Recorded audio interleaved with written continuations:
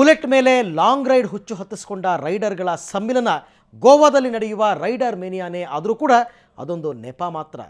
ಅಲ್ಲಿ ತನಕ ಎಲ್ಲರೂ ಬರೋದು ಸುತ್ತಾಡೋದಕ್ಕೆ. ಅದಕ್ಕೆ ಇರಬೇಕು ರಾಯಲ್ ಇಂಡಿಯನ್ಸ್ ನ ಯಾವ ಸದಸ್ಯನನ್ನ ಕರೆದು ಮಾತಾಡಿಸಿದ್ರು ರೈಡ್ ಹೆಂಗಿತ್ತು ಅನ್ನೋದರ ಬಗ್ಗೆನೇ ಮಾತಾಡ್ತಾರೆ. ಗಮ್ಯಕ್ಕಿಂತಲೂ ಗಮ್ಯದ ಕಡೆಗಿನ ಪ್ರಯಾಣ ಸಂತೋಷದಾಯಕವಾಗಿರುತ್ತೆ ಅಂತ ಫಿಲಾಸಫರ್ಗಳು ಹೇಳಿದ್ದು ಇಲ್ಲಿ ಸತ್ಯ ಅನ್ಸುತ್ತೆ. ಇದು ನಂದು ಫಸ್ಟ್ ರೈಡ್ ರಾಯಲ್ ಇಂಡಿಯನ್ಸ್ ಜೊತೆ, plus even the first time I am making it to Riders Mania. So overall ಚೆನ್ನಾಗೇ ಇತ್ತು. ನಾನು ಮುಂಚೆ ಮಾಡಿದ್ದೆ ಇಷ್ಟು ಡಿಸ್ಟೆನ್ಸ್, ಬಟ್ ದೊಡ್ಡ ಗ್ರೂಪ್ ಇರೋದ್ರಿಂದ ಸ್ವಲ್ಪ ಫೇಲ್ಯೂರ್ಸ್ ಆಯಿತು, ಇನ್ನೊಂದಾಯಿತು, ಜಾಸ್ತಿ ಆಗ್ಬೋದು ಅಂತ ಒಂದು ಡೌಟು, ಸ್ವಲ್ಪ ಹೆದರಿಕೆ ಇತ್ತು ಹೊರತಾಗಿ ಮಾಡ್ತೀವಿ ಅಂತ ಒಂದು ಗ್ಯಾರಂಟಿ ಇತ್ತು, ಒಂದು ಕಾನ್ಫಿಡೆನ್ಸ್ ಇತ್ತು. ನನಗೆ ಗ್ರೂಪ್ ಮೇಲೆ ಕಾನ್ಫಿಡೆನ್ಸ್ ಇತ್ತು, ನನ್ನ ಬೈಕ್ ಮೇಲೆ ಕಾನ್ಫಿಡೆನ್ಸ್ ಇತ್ತು, ನನ್ನ ಮೇಲೆ ಕಾನ್ಫಿಡೆನ್ಸ್ ಇತ್ತು. ಸೊ ಓವರಾಲ್ ಚೆನ್ನಾಗೇ ಆಯಿತು. ಇಲ್ಲಿಗೆ ಬಂದ ನಂತರ ಕೂಡ ತಲೆ ತುಂಬ ಬುಲೆಟ್ಟು ಸುತ್ತಾಟ. ಗೋವಾದ ಗಾಳಿಯ ಕಣಕಣದಲ್ಲೂ ಸ್ವಚ್ಛಂದ ಇದೆ. ಹುಡುಗಿಯರು ಮೈಮಾಟ ಪ್ರದರ್ಶಿಸೋ ಬಟ್ಟೆ ಹಾಕೊಂಡು ಓಡಾಡಿದ್ರೆ ಅತ್ಯಾಚಾರಗಳಾಗ್ತವೆ ಅಂತ ವಾದಿಸೋರು ಒಂದು ಸಲ ಇಲ್ಲಿಗೆ ಬಂದು ನೋಡಬೇಕು.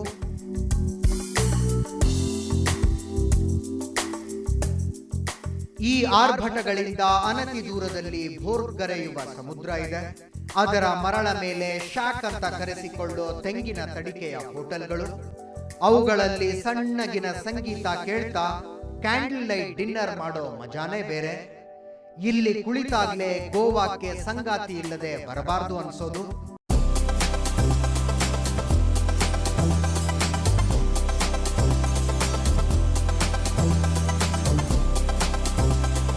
ಇಲ್ಲಿ ಕೆಲವೊಮ್ಮೆ ಆಕಾಶ ಬುಟ್ಟಿ ಹಾರಿ ಬಿಡೋ ಸಂಭ್ರಮ ಇರುತ್ತೆ. ಹೀಗೆ ಆಕಾಶ ಬುಟ್ಟಿ ಹಾರಿಸೋದರ ಮೂಲಕ ಆಯಾ ಶಾಕ್ನವರು ನಮ್ಮಲ್ಲಿ ಪಾರ್ಟಿ ಆರಂಭವಾಗ್ತಿದೆ ಅನ್ನೋ ಸೂಚನೆಯನ್ನ ಬೀಚ್ನುದ್ದಕ್ಕೂ ಇರೋ ಜನರಿಗೆ ಕೊಡ್ತಾರಂತೆ. ಈ ಸಿಗ್ನಲ್ ಅರ್ಥ ಮಾಡಿಕೊಂಡು ಈ ಕಡೆ ಧಾವಿಸಿ ಬರೋರ್ಗೆ ಮರಳ ಮೇಲೆ ಧಗ ಧಗ ಉರಿಯೋ ಬೆಂಕಿಯ ಬಿಸಿಯಲ್ಲಿ ಪಾನೀಯ ಹೀರೋ ಅವಕಾಶ ಸಿಗುತ್ತೆ. ಅದರ ಮಧ್ಯೆ ಇಂಥ ಬೆಂಕಿ ಪ್ರದರ್ಶನಗಳು.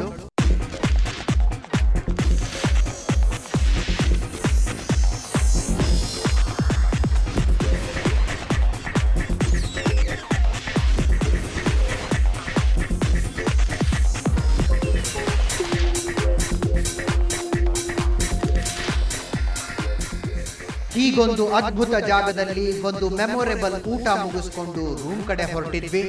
ಬೀಚ್ ನಿಂದ ಸುಮಾರು ದೂರ ಬಂದಾಗಿತ್ತು. ಒಂದು ಕಡೆ ಅದೇನೋ ಗಲಾಟೆ, ಆಕ್ಸಿಡೆಂಟ್ ಅನ್ನೋ ಶಬ್ದ ಕಿವಿಗೆ ಬಿತ್ತು. ಹೋಗಿ ನೋಡಿದ್ರೆ ನಮ್ಮ ಹಂಗೆ ರೈಡರ್ ಮೇನಿಯಾಕ್ಕೆ ಬಂದಿದ್ದ ಕೇರಳದ ಹುಡುಗನೊಬ್ಬ ಭಯಂಕರವಾಗಿ ಅಪಘಾತಕ್ಕೀಡಾಗಿದ್ದ.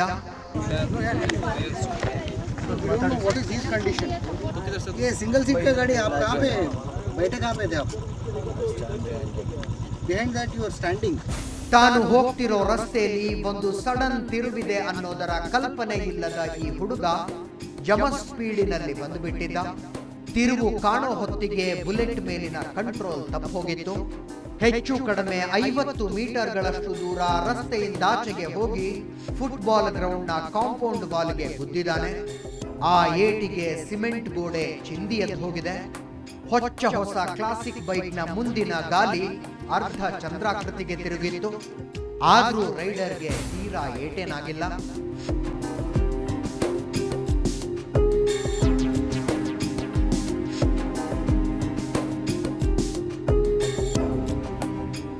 ಬಿದ್ದ ಏಟಿನ ಶಾಕ್ನಿಂದಾಗಿ ಏನೇನೋ ಮಾತಾಡ್ತಿದ್ದ. ನನ್ನ ಜೊತೆ ಬೈಕ್ ಮೇಲೆ ಇನ್ನೂ ಒಬ್ಬ ಇದ್ದ ಅಂತೆಲ್ಲ ಹೇಳಿ ನಮ್ಮನ್ನೆಲ್ಲ ಗಾಬರಿ ಪಡಿಸ್ದ ಅನ್ನೋದು ಬಿಟ್ರೆ ಹಿ ವಾಸ್ ಆಲ್ ರೈಟ್. ಸುದ್ದಿ ತಿಳಿದ ತಕ್ಷಣ ಸುತ್ತಲೂ ಇದ್ದ ರೈಡರ್ಗಳು ಸ್ಥಳಕ್ಕೆ ಬಂದ್ರು. ಈ ಕೇರಳದ ಹುಡುಗನ ಉಪಚಾರಕ್ಕೆ ನಾವು ಕರ್ನಾಟಕದ ಹುಡುಗರು ಆಂಬ್ಯುಲೆನ್ಸ್ ತರಿಸಿದ್ವಿ. ಮಹಾರಾಷ್ಟ್ರದ ಯುವಕನೊಬ್ಬ ಆತನ ಸ್ನೇಹಿತರಿಗೆ ಫೋನ್ ಮಾಡ್ದ. ಪಂಜಾಬ್ನವರ್ಯಾರೋ ನುಜ್ಜುಗುಜ್ಜಾಗಿದ್ದ ಬೈಕ್ನ ಜವಾಬ್ದಾರಿ ವಹಿಸಿಕೊಂಡ್ರು. ಅಟ್ ಲಾಸ್ಟ್ ಬುಲೆಟ್ ಬ್ರದರ್ಹುಡ್ ಅಂದ್ರೆ ಇದೇ ಅಲ್ವಾ? ಕಷ್ಟದಲ್ಲಿರೋ ಇನ್ನೊಬ್ಬರಿಗೆ ತಕ್ಷಣ ಸಹಾಯಕ್ಕೆ ಹೋಗಬೇಕು. ಅದು ಬೈಕರ್ಗಳ ಪ್ರಪಂಚದ ಅಲಿಖಿತ ನಿಯಮ. ಆಕ್ಸಿಡೆಂಟ್ ಅನ್ನೋದು ಯಾವ ಬೈಕರ್ ಆದರೂ ಅನುಭವಿಸಬಹುದಾದ ಅತಿ ದೊಡ್ಡ ಕಷ್ಟ. ಅದು ಈ ಸಲದ ರೈಡರ್ ಮೇನಿಯಾದಲ್ಲಿ ಕೇರಳದ ಹುಡುಗನಿಗೆ ಬಂದಿತ್ತು.